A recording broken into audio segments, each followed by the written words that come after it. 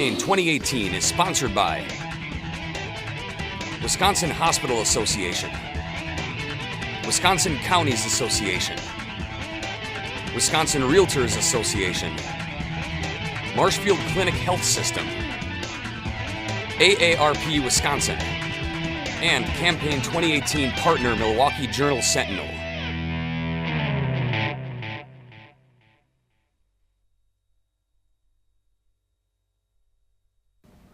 Rick Braun of Milwaukee is a Libertarian candidate in the 14th Assembly District. The election is November 6th. Rick, thanks for talking to WisconsinEye. Thanks for having me. On your website, you say you're the honest option. Can you elaborate on that? Well, one of the things about being a libertarian is we don't sell our influence. That's one of the big things with you get big donors with the major parties is that they get the big donors in order to write the legislation that benefits them. Okay. And so that's where I was going with that. Understand. Yeah. Does that mean you put limits on who you take campaign donations I from? have not solicited from any large donors, or I'm trying to keep. I'm not spending a whole lot. Yeah. Okay. Yeah. You also identify on your website healthcare as a big issue. Yes. What do you think, as the Wisconsin and the nation debates healthcare, the next steps that should be taken in healthcare? Well, we need to get costs down, and that's a lot to do with the administrative side of healthcare and the legal side. You can't go into a doctor's office or a hospital and ask, how much does this cost, and get a straight answer. You're always going to get, well, we have to run it through your insurance, and we have to come back and see, and whatever deal the insurance company's worked out with whatever healthcare provider, and that's really affecting the cost, because if you don't know what it's going to cost you, you can't make a choice based on that, and that's why healthcare costs are so high. Also, the billing side of it, you have to employ people to figure all that out as well. It's going to take a lot more personnel. The medical billing and coding fields are growing, and that's part of that too. And that's one big way we can get healthcare costs down. So would that help the healthcare in the rural areas, preserve it and expand it? I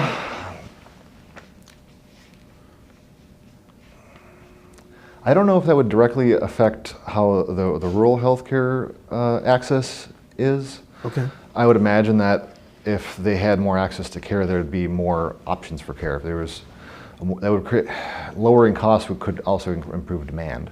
And so you probably could potentially see more healthcare facilities pop up in the rural areas if the rural consumers were more willing to consume healthcare.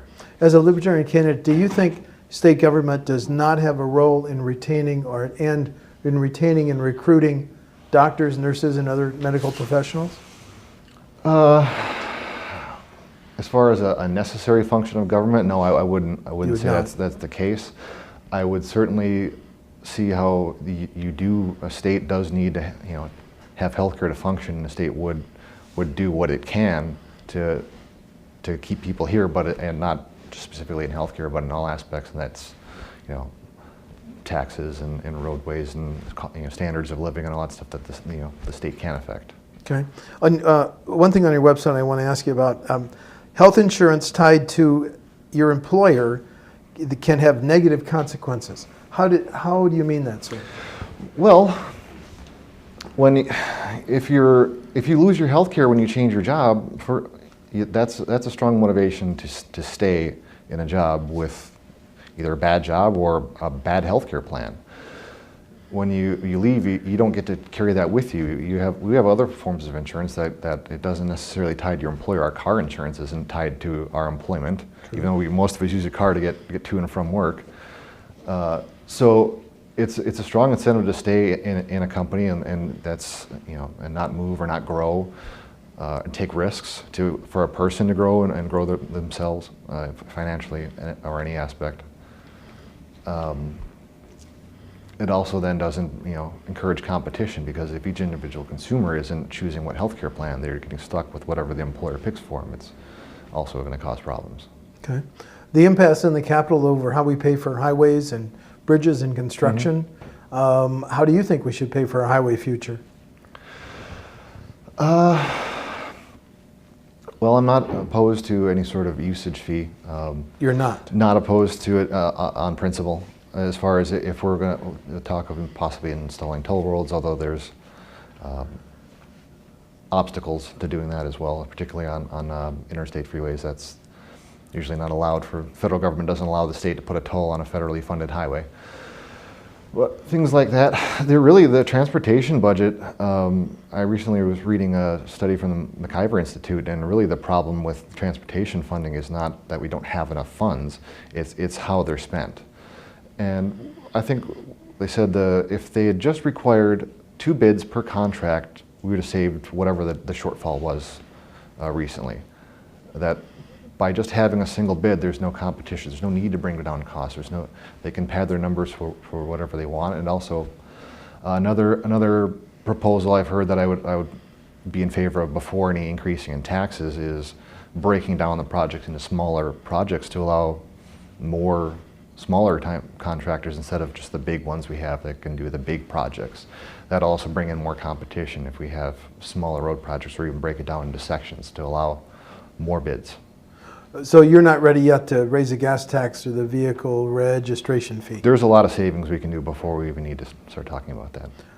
Local governments have been living with levy limits to control property taxes for 14 years. Some local government leaders say that hurts their ability to provide local services. Do you think levy limits should remain in place, or dialed back, loosened, or gotten rid of?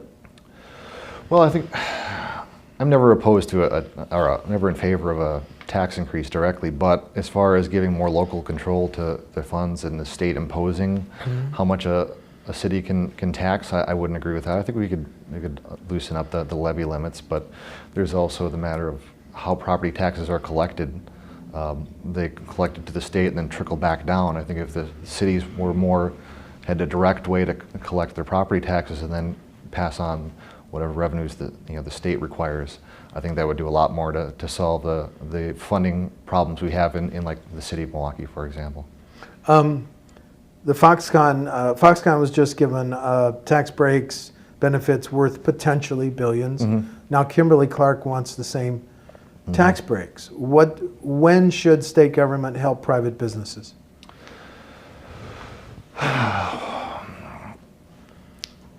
Directly, individual businesses, I don't think they should.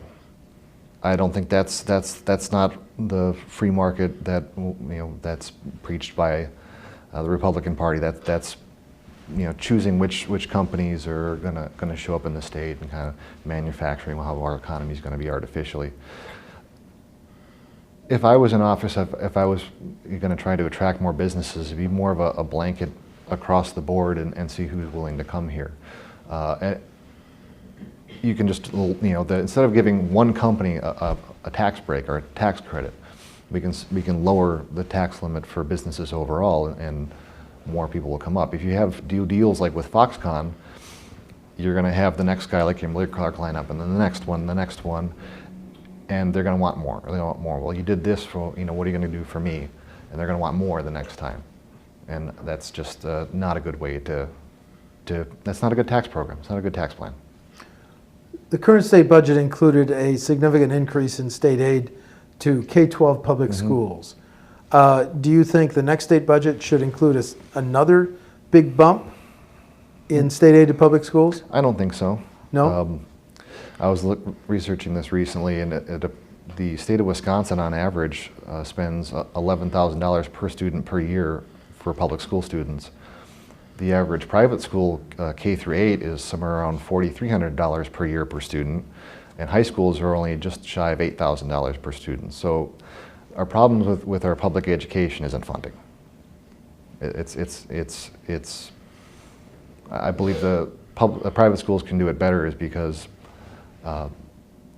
the students and the families that go there value their education more, and I think that's something we need to promote across the state, is that's your education, especially your basic education, is something that every citizen should value. So the choice and the voucher program should continue to be expanded across Wisconsin? I would like to see an education program that's more in line with how the government does the the GI Bill. Now, I'm a veteran and I went to college, 2 degrees through the GI Bill. I apply for a private institution, or public, it doesn't matter, but I applied for a private institution, I get accepted, and then I apply for the money from the government, and then they pay the school directly whatever that tuition is. Mm-hmm. And the school survives based off of who's willing to attend, the price value. Now, of course, there's a limit how much the government's going to spend per student. I had a cap of how much money I had per year to spend on my education. But I'd like to see a system more in line with that, even at a K through 12. The Department of Corrections budget, now some Democratic candidates for governor said we could, over years, cut our prison population in half. We have 2 prisons that were built in the 1800s. Mm-hmm. Do we need a new state prison? I don't think we need a new state prison. I'd have to tour the facilities that were that old. I mean, some buildings do last forever, but I would imagine that they're in a lot of disrepair. As far as closing those, I can see closing those, and there's a lot of people who are put in prison for things that we could probably find some other avenue of punishment, not even punishment, but also rehabilitation and getting them back on track. That just locking them away on the taxpayer's dime really isn't solving the problem, and doubling down on that is really not the right way to go. Part of this debate involves proposals to legalize recreational and medical use of marijuana. Your position on both? I would be in favor of legalizing both. It would certainly reduce the prison population, especially nonviolent offenders. It's a felony for your second possession. You're going to prison for just possessing marijuana. And that's not necessarily doing something reckless while under the influence, which we already have laws against. It's just being in possession of a substance that really isn't. You're not harming anybody by doing that. We could do a lot to reduce the prison population by going through those records and getting rid of those laws and letting those people out who are there just for those crimes alone. UW system budget, we've had a freeze on resident undergraduate tuition for 6 years. Mm-hmm. The governor would like it extended for a 7th and 8th year. Your position on the tuition freeze? That would depend on how much more the state has to spend to keep that going. The post-secondary education costs have skyrocketed, and that's more has to do with the government backing student loan debt, the federal government backing student loan debt, than it does with anything else. I think really that's kind of a short answer to keep people, keep college affordable, but it's not sustainable. And I think we need to fix the college tuition problems. We need to really look at how much are we willing to back, and what degree programs really should be funded and backed by government. Wisconsin has set aside $100 million for school safety grants. Mm-hmm. Is that enough, or do we need to change gun laws? I think that's enough, probably more than enough. I don't think we need to change gun laws. There's really not a whole lot of examples of gun laws being effective. I mean, the schools already are, guns are already banned in school. Even without the guns, there's still plenty of violence. Guns aren't the only thing that people are using. It's not the motivation either, and that's the real issue. Is that we're not addressing the cause of the poor behavior. You can take the rattle out of a 2-year-old's hand and stop him from hitting his little brother over the head with it, but they're still going to use their fist to grab the next toy. It's really just kind of that. You're not solving the problem of why are you angry? Why is this person so upset that they're going to go into a school and do harm to others? That's really what we need to be addressing. There's a lot of other mental health issues, a lot of social issues that are causing people to be in some sort of state of crisis that needs to be addressed, identified first. That's another issue we've had recently with some of the school shootings, is that they're aware that who ended up being the perpetrator was having issues, but they didn't want to address it. They didn't want to have that show up in their community, that they're having those kinds of issues. Okay. Last question. Do you want to highlight why you're a better choice than the R and the D in the district? Well, I believe I have a better education and a personal background as far as I have recently finished my master's in political science. I have a bachelor in business. I've worked in the private industry, but I also served 8 years in the Marine Corps and have a global perspective from being able to travel the world with that.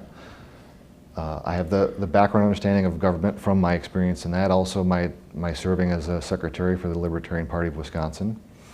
That puts me ahead of the Democrat who has no political background. And the Republican, he's really, sorry to say it, but he's kind of he's on a downward slope into his political career. He's stepping down from a statewide office to run for the lower house of the legislature. I don't think that's really somebody who's going to do the best for the district. Okay. Thank you. Rick Braun of Milwaukee is a Libertarian candidate in the 14th Assembly District. The election is November 6th. Rick, thank you for talking to WisconsinEye. Right. Thanks. Campaign 2018 is sponsored by Wisconsin Hospital Association, Wisconsin Counties Association, Wisconsin Realtors Association, Marshfield Clinic Health System, AARP Wisconsin, and Campaign 2018 partner Milwaukee Journal Sentinel.